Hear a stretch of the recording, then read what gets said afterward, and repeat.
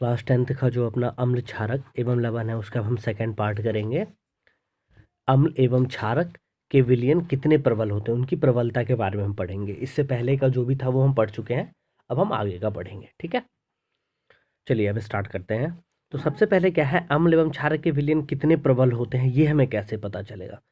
हमने पहले क्या पढ़ लिया, पहले हमने ये पढ़ लिया है कि आपके हाइड्रोजन आयन और हाइड्रोक्सिल आयन OH- जो है, इसके बारे में हमने क्या क्या पहले पढ़ लिया है कि विलयन की सांद्रता, अगर इस पर पानी मिल रहा होता है, पानी में हम मिला रहे होते तो ये क्या हो रहा होता है, कम हो रहा होता है ना। तनुकरण और तनुकृत जो हमने पढ़ा था वो ये चीज़ रहा।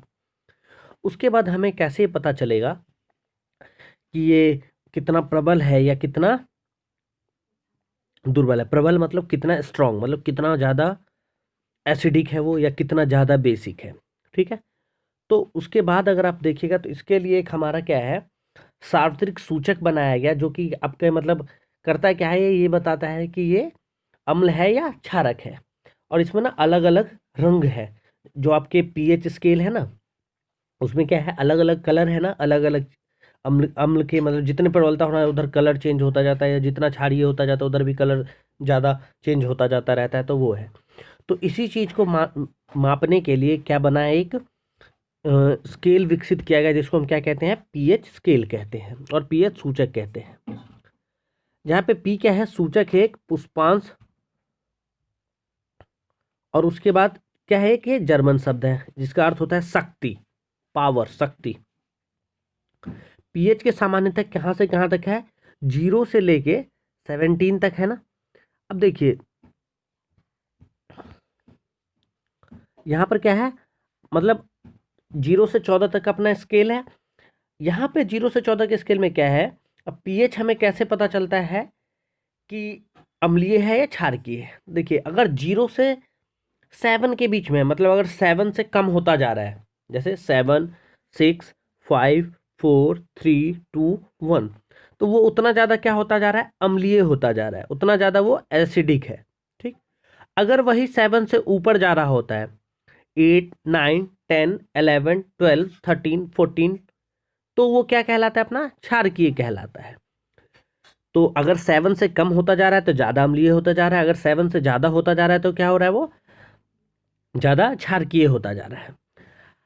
अब एक चीज़ देखिए, यहाँ पर जो एक आपको हाइड्रोनियम आयन H3O+ जो हमने पहले बात किया था कि उसकी सांद्रता जितनी ज़्यादा होगी, मतलब या तो हाइड्रोनियम आयन H3O+ या हाइड्रोजन आयन H+, दोनों सेम ही होता है, उसकी सांद्रता जितनी ज़्यादा है वो उतना ही ज़्यादा क्या होगा,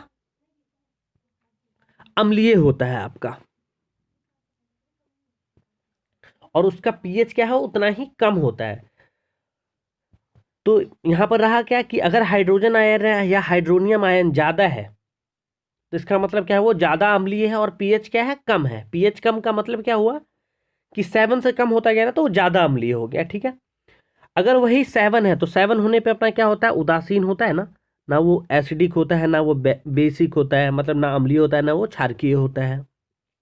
ठीक, अगर किसी विलयन में 7 से कम पे अम्लीय और 7 से ज़्यादा जाता जाता है, 14 तक की तरफ जा रहे हैं, 8, 9, 10, तो वो क्या होता है, क्षारकीय जा रहा होता है। तो वही कह रहा है कि अगर किसी विलयन में OH- आयन की सांद्रता बढ़ती हुई दिख रही है आपको, हाइड्रोक्सिल आयन OH-, इसका मतलब क्या है, वो उसकी क्षारकीय जो शक्ति है वो क्या होता जा रहा है, बढ़ता हुआ जा रहा है। ये देखिए यहाँ पर दे रखा है ना, अगर 7 से कम होता जा रहा है तो क्या हो रहा है, अम्लीय प्रकृति बढ़ती जा रही है। अगर 7 से ज़्यादा जा रहा है तो क्या हो रहा है, क्षारकीय बढ़ता जा रहा है। और ये 7 क्या है, उदासीन वाला पार्ट है हमारा। ठीक है, ये कुछ सारणी दे रखा है कि नींबू का रस का मतलब पीएच का रंग क्या होगा, ये सब आपको मतलब देखना है। देखिए पीएच का रंग लिटमस वाले से भी देख सकते हैं, लेकिन वो प्रबलता नहीं बताएगा। ठीक है, तो ये है। अब ये देखिए इसमें क्या होता है, जैसे 7 है, 7 यहाँ पर क्या है, शुद्ध जल का पीएच क्या होता है 7, और रक्त क्या होता है 7.4, जो ये आपके सामने दिखा रखा है, मतलब कुछ चार्ट है एनसीईआरटी में जो है। अगर 7 से इस तरफ शिफ्ट हो रहा है तो क्या हो रहा है, वो अम्लीय हो रहा है। अगर 7 से आगे की तरफ जा रहा है 14 की तरफ, तो क्या हो रहा है, क्षारकीय हो रहा है ये। उसके बाद आपका ये तो हमारा क्या था, ये पीएच स्केल था, ये जो सामने ये दिख रहा है आपको 0 से लेके 14 तक, जो कि अम्लीय की प्रबलता या क्षारकीय की प्रबलता बताएगा। ठीक है, उसके बाद आपका क्या है कि ये जो अम्ल तथा क्षारक का जो शक्ति है क्या जल में क्रम से H+ आयन तथा OH- आयन की संख्या पर निर्भर करती है। मतलब क्या हुआ, अगर अम्लीय कोई चीज है तो किस पर निर्भर करेगा, H+ आयन पे, और क्षारकीय है तो किस पे डिपेंड करेगा, OH- आयन पे करता है। ठीक, अब जो दैनिक जीवन होता है हमारा, डेली लाइफ जो चलता है, अच्छा हाँ, इससे पहले एक प्रबल अम्ल और दुर्बल अम्ल देखते हैं क्या होता है। देखिए, प्रबल अम्ल, जिस अम्ल में हाइड्रोजन आयन जितने ज़्यादा हैं, माने अधिक संख्या में हाइड्रोजन आयन उत्पन्न करने वाले अम्ल क्या कहलाते हैं, प्रबल अम्ल कहलाते हैं। और दुर्बल अम्ल है मतलब कमजोर, तो जो कम आपका जो डेवलप कर रहा होगा वो क्या कहलाएगा, जो कम हाइड्रोजन आयन डेवलप करेगा वो दुर्बल अम्ल कहलाएगा। ठीक है, ओके। उसके बाद हमारा आता है दैनिक जीवन में पीएच का क्या महत्व है। तो देखिए, दैनिक जीवन में पीएच कहीं ना कहीं बहुत ज़्यादा इफेक्ट करता है। जैसे आप देखिएगा कि पौधे, पशु एवं पीएच के प्रति संवेदनशील होते हैं। जैसे क्या रहा, हमारा शरीर जो है 7.0 से लेकर 7.8 पीएच तक कार्य करता है प्रॉपर तरीके से। अगर यही चीज़ ज़्यादा या कम हो जाए, ज़्यादा ही होता है, अम्लीय ज़्यादा बढ़ जाता है, तो क्या होता है, कहीं ना कहीं एसिडिटी या बहुत सारे अलग अलग तरह के दिक्कत होने लगते हैं। अगर यही चीज़ आपका पीएच का मान अगर 5.6 से कम हो जाता है ना, तो यही क्या कहलाता है, अम्लीय वर्षा कहलाता है। और इस अम्लीय वर्षा के कारण जब ये पानी अम्ल वाला जो वर्षा होता है नदी वदी में जाता है, तो जो नदी के अंदर रहने वाले जीव हैं उनकी लाइफ क्या होती है, आसान नहीं रहता है उनका जीवन, उनके लिए कठिनाइयों का सामना करना पड़ता है। ठीक,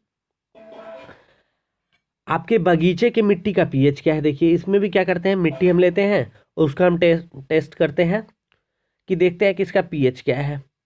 तो उस पर भी है, मान लीजिए क्या है, अगर वो ज़्यादा एसिडिक है तो उसमें वही पौधा ग्रो करेगा जो कि ज़्यादा एसिडिक, ज़्यादा अम्लीय चीज़ में ग्रोथ कर सकता है। अगर वो कम अम्लीय है तो फिर क्या होगा, और उस प्लांट को चाहिए, पौधे को चाहिए क्या, ज़्यादा अम्ल वाला ज़मीन चाहिए, अम्लीय वाला चाहिए ग्रोथ होने के लिए, तो वहाँ पर वो नहीं करेगा। तो वही डिपेंड करता है कि जो मिट्टी है उसका भी क्या होता है, पीएच आपका अलग अलग जगह पे वेरी करता है, भिन्न होता है एक जगह से दूसरे जगह पे। हमारे पाचन तंत्र में पीएच का क्या महत्व है। देखिए, अगर आपको अगर पहले पता हो तो हमारे शरीर के अंदर में हाइड्रोक्लोरिक अम्ल होता है ना, जो कि क्या करता है, ये बिना कोई नुकसान पहुंचाए हमारे खाने को क्या है, पचाने में मदद करता है। लेकिन कभी कभी अनपच हो जाता है ना, खाना अगर नहीं पचता है तो क्या होता है, ये पेट में, माने हमारे इसके पेट के अंदर क्या होता है, इसकी जो मात्रा है ना हाइड्रोक्लोरिक एसिड HCl की, वो क्या हो जाती है, अनपच की स्थिति में ज़्यादा उत्पन्न हो जाता है। जब ये ज़्यादा हो जाता है तो क्या होता है, हमें दर्द और जलन का फील होता है पेट में। तो उस चीज़ को कम करने के लिए हम क्या लेते हैं, उसके लिए एक आता है एंटा एसिड। एंटा एसिड जो होता है आपका क्या होता है, इसमें कोई सा भी जो क्षारक होता है ना उसका प्रयोग हम कर सकते हैं। जो आपका ये क्या करेगा, जो एसिडिटी होता है ना, जो अम्लीयता है आपके पेट में ज़्यादा बढ़ा हो, उसको क्या करता है, वो कम करता है, और उससे हमें क्या होता है, थोड़ा रिलैक्स फील होता है, अच्छा फील होता है, और ये उदासीन करने का काम करता है।